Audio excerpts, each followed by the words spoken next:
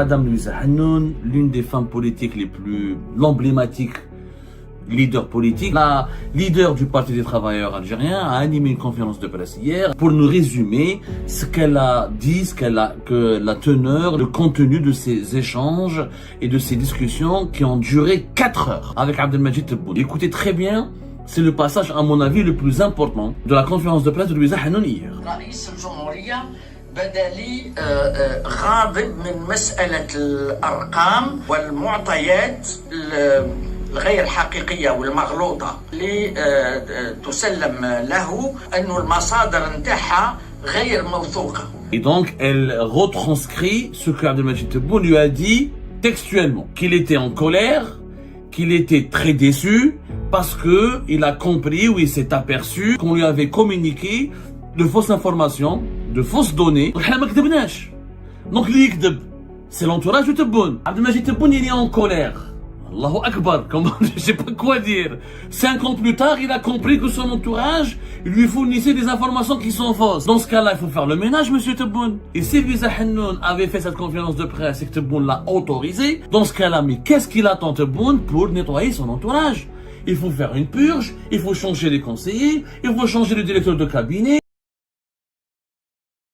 Madame Louisa Hannoun, l'une des femmes politiques les plus emblématiques, leader politique, parce que Louisa Hannoun, elle anime la scène politique algérienne depuis pratiquement plus de 30 ans, depuis une trentaine d'années.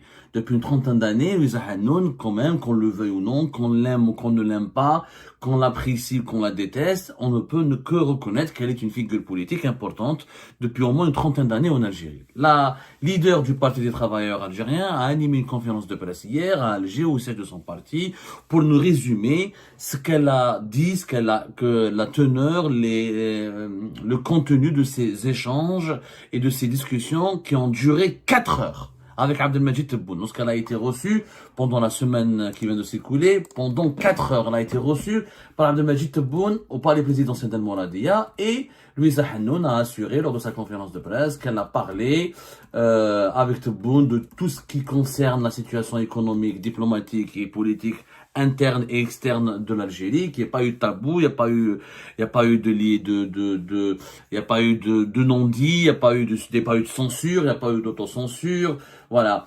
Et selon elle, ça s'est passé dans le respect, dans l'écoute. Louisa Hannoun nous a décrit un Abdelmajid Tebboune parfait.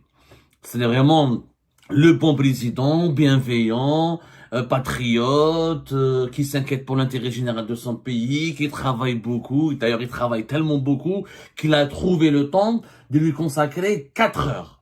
4 heures de discussion. Ça, est-ce qu'un président de la République, est-ce qu'il est normal, est-ce qu'il est rationnel, est-ce qu'il est raisonnable de la part d'un président de la République de consacrer 4 heures de sa journée à une discussion avec une personnalité politique de son pays, alors qu'il y a des urgences, des priorités, et que l'Algérie connaît des problématiques ou subit des problèmes, affronte ou fait face à des problématiques de développement et de sécurité extrêmement importantes et tendues? On va se poser la question tout à l'heure et on va expliquer pourquoi c'est anormal. Mais je pense qu'il faudra commencer la journée d'aujourd'hui avec ce que Louisa Hannoun, on l'a remercié pour sa transparence, pour son courage, parce que franchement, parler pendant 4 heures avec Tebboune et l'écouter, échanger avec lui, lui présenter des arguments et essayer de le convaincre sur certaines réalités, c'est un exercice très périlleux. Louisa Hannoun a, semble-t-il, parlé de tous les sujets. Question des libertés publiques et individuelles, question des libertés économiques, la question des intérêts diplomatiques et des relations extérieures de l'Algérie à l'étranger, et la question de la gouvernance du pays. Justement, j'aimerais vous montrer une vidéo, un extrait vidéo de la conférence de presse qui a duré pratiquement 1 heure de Louisa Hannoun, où elle révèle des anecdotes, quelques anecdotes qui ont été confiées par Abdelmajid Tebboune. Écoutez très bien, c'est le passage, à mon avis, le plus important et le plus intéressant de la conférence de presse de Louisa Hannoun hier. رئيس الجمهورية بدا لي غاضب من مسألة الأرقام والمعطيات الغير حقيقية والمغلوطة اللي تسلم له أنه المصادر نتاعها غير موثوقة. في غالب الأحيان غير موثوقة، وهذا يخص يعني مختلف القطاعات، وفي نفس الوقت هذا يفسد مقروئية الأوضاع في مختلف القطاعات، ولا يسمح لمعالجة المشاكل. لاحظت في خضم النقاش انه رئيس الجمهورية توصلوا شكاوي نتاع مواطنين، احيانا فيديوهات، احيانا رسائل يطلع عليها، وهو ألح على ضرورة انه المسؤولين كل واحد في القطاع نتاعو على المستوى الجهاز التنفيذي وعلى المستوى المحلي، كل مسؤول عليه أن يتحمل مسؤوليته ويستمع للشكاوي والمطالب نتاع المواطنين. أنا ألحيت هنا أيضا على الضرورة الملحة في فتح المجال الإعلامي باش يكون النقاش سياسي، ولكن أيضا باش المواطنين يعبروا عن الضيق نتاعهم، عن تطلعاتهم، عن المشاكل تاعهم. Vous avez entendu vous-même. نعاود لكم سمحوا لي برك. Écoutez juste, on va réécouter juste le début de l'intervention de Louisa Hanoun dans ce passage-là sur les fausses informations, les fausses données et les faux chiffres qui parviennent à Abdelmajid Tebboune et qui sont communiqués à Tebboune. Écoutez bien, c'est important, s'il vous plaît. On commence. بدلي غاضب من مسألة الأرقام والمعطيات الغير حقيقية والمغلوطة اللي تسلم له، أنه المصادر نتاعها غير موثوقة، في غالب الأحيان غير موثوقة، وهذا يخص يعني مختلف القطاعات، وفي نفس الوقت هذا يفسد مقروئية الأوضاع في مختلف القطاعات، ولا يسمح لمعالجة المشاكل. لاحظت في Louisa Hanoun a été reçue par Abdelmajid Tebboune le lundi 24 novembre 2025. Et donc, elle retranscrit ce que Abdelmajid Tebboune lui a dit textuellement. Qu'il était en colère, qu'il était très déçu, parce que il a compris, ou il s'est aperçu, ou il a pris conscience qu'on lui avait communiqué de fausses informations, de fausses données, et ou des données qui ont été tirées de sources non fiables, non documentées, non fiables. Donc, nous avons un chef d'État qui reçoit une présidente d'un parti politique, qui n'est pas un très important parti politique, mais disons, Louisa Hanoun, elle a une notoriété, elle a un passé, elle a tout un parcours derrière elle, elle a un historique. Donc Tebboune confie à une figure historique de la scène politique algérienne, il le reconnaît, qu'on lui donne des fausses informations et ça lui arrive, il n'a pas dit que ça lui arrive, il a pris conscience qu'on lui donnait des informations qui ont été tirées de sources non fiables. Et que ça nuit et ça porte préjudice à sa manière de gouverner le pays, puisque c'est connu, on l'a dit 1000 fois, nous on le dit, ça fait 5 ans, un bon décideur, c'est un décideur qui prend une décision bonne, qui ne peut être bonne ou fiable, que si elle est basée sur des données qui sont fiables, qui sont bonnes, qui sont véridiques et qui sont intelligibles, et qui sont bien lues ou bien interprétées ou bien analysées. C'est ça un véritable bon décideur. Donc Tebboune reconnaît officiellement ce que nous dénoncions depuis 5 ans.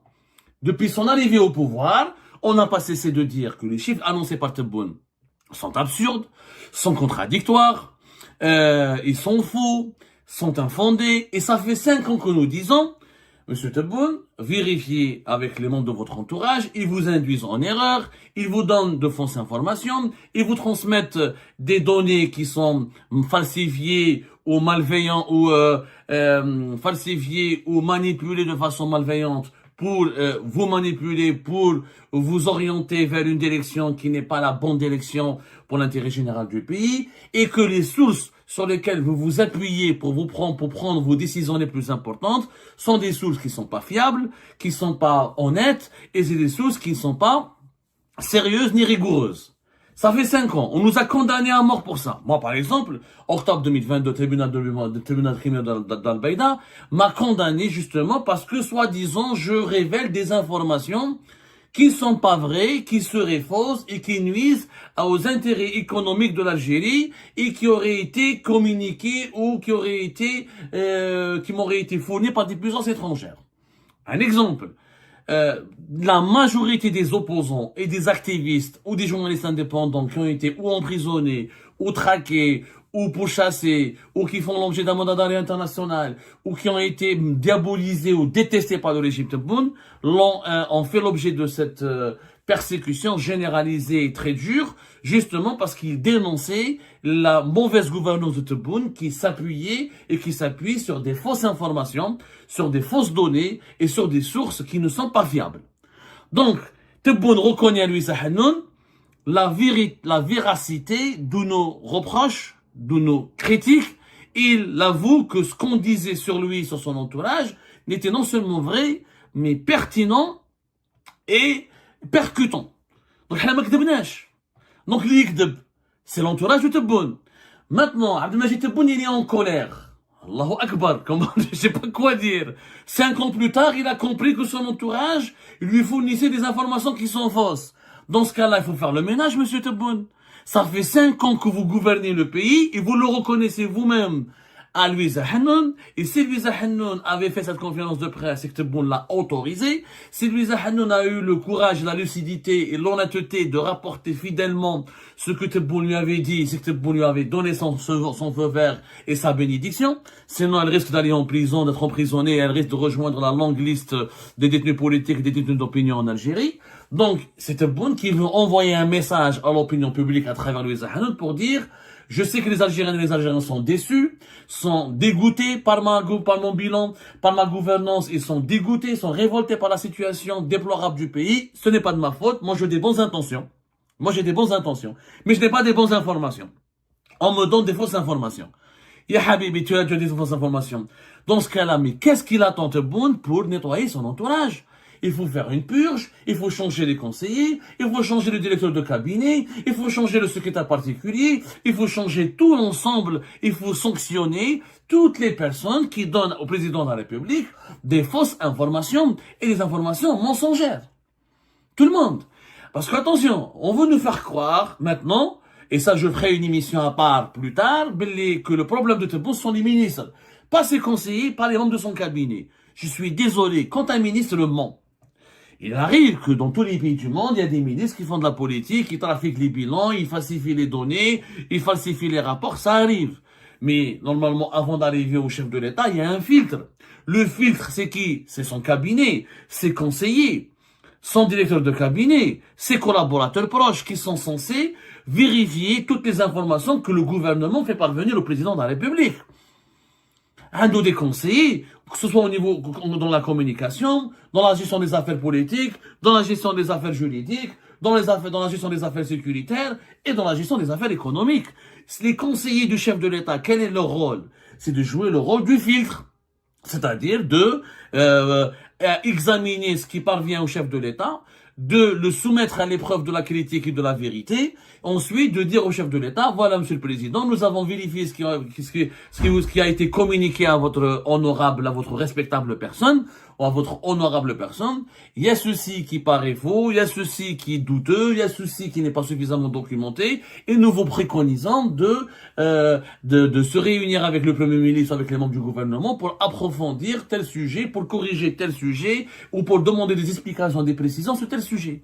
C'est le filtre. Et Tebboune, il sait très bien que son entourage, il est peuplé, il est composé, que sa présidence, que son palais présidentiel, il est peuplé de médiocres, de malhonnêtes, de conseillers malveillants qui pensent d'abord à leurs intérêts et individuels, personnels, qui pensent d'abord à leur ego et qui n'ont ni la compétence. S'ils étaient au moins malhonnêtes et compétents, il n'y aurait pas de problème. Il n'y aurait pas de problème, ils sont même pas compétents, ni bien formés, et ni outillés intellectuellement, scientifiquement, pour pouvoir conseiller le chef de l'État. Et c'est ça le problème. Hadi, Tebboune doit l'avouer.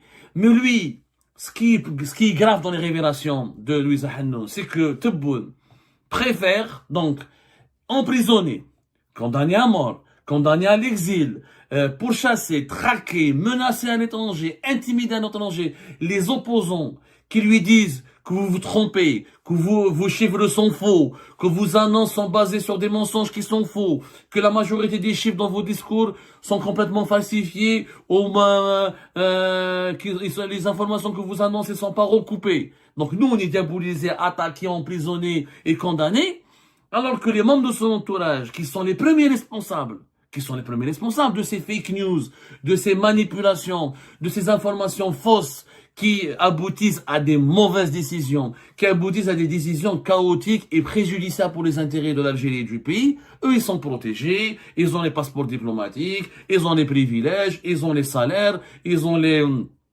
avantages sociaux, etc. Alors que les opposants qui disent exactement, qui confirment et qui disent la vérité à Tebboune, en lui disant pour son bien qu'il gouverne mal le pays parce qu'il a encore une fois des informations qui sont faibles, fiables, qui sont fausses, mensongères, falsifiées et manipulées, et ben eux ils sont condamnés à tous les malheurs de la vie.